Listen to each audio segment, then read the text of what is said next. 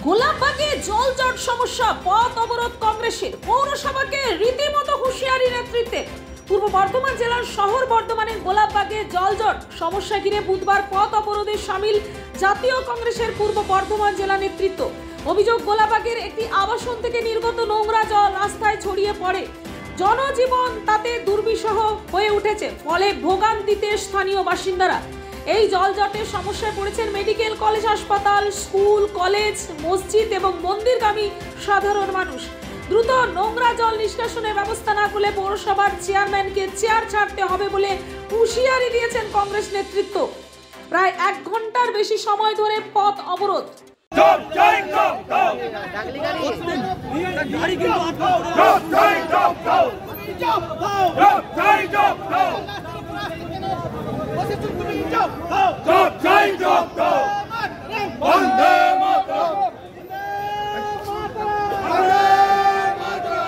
জাতীয় কংগ্রেসের পক্ষ থেকে গোলাপবাগে মোড়ে আমরা পথ অবরোধ করলাম। কেন?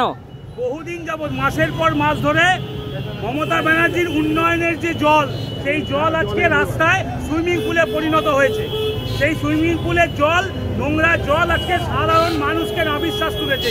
বাচ্চা, বড়, 8 থেকে 80 কেউ রাস্তা দিয়ে যাওয়া আসা করতে পারছে না। সামনে medical college, hospital, university, school, মন্দির, মসজিদ, এত কিছু আছে, কিন্তু এই জলকে নিকাশি করতে পারছে না অপদার্থ এই বর্ধমান পৌরসভার আধিকারিক যারা আছে। বর্ধমান পৌরসভার চেয়ারম্যানকে ফোন করলে বলছে এটা যাদের নোংরা জল তারা বর্ধমান পৌরসভায় ট্যাক্স দেয় না, তারা ইল্লিগালি বাস করছে। তো আমাদের প্রশ্ন, যারা এই বহুতলে কোটিপতিরা যারা আছে, আমি আপনার মতো লোকের এখানে নেই, তারা কোটিপতিরা এখানে আছে, তো তারা এখানে ইল্লিগালি বাস করছেন।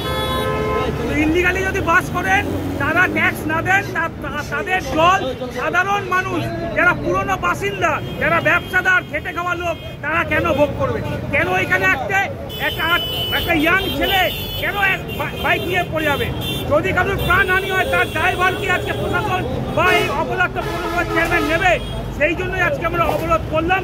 শুধু এইটা বলে নয় যে একদিনের জন্য নয়, এর আগেও 6 দিন কাটোয়া রোডকে অবরোধ করে ওই রাস্তা কমপ্লিট হয়েছে, তারপর বেরিয়ে এসেছি। এটাও শুনে রাখুন, পৌরসভার চেয়ারম্যান যদি কাজ শুরু না করে, যেমন প্রতিশ্রুতি দিয়েছেন, আবার কাল বাদ পরশু আমরা আবার অবরোধ করবো।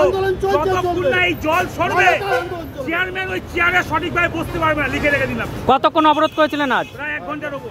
পূর্ব বর্ধমান থেকে পাপাই সরকারি রিপোর্ট, নূতন ভোর।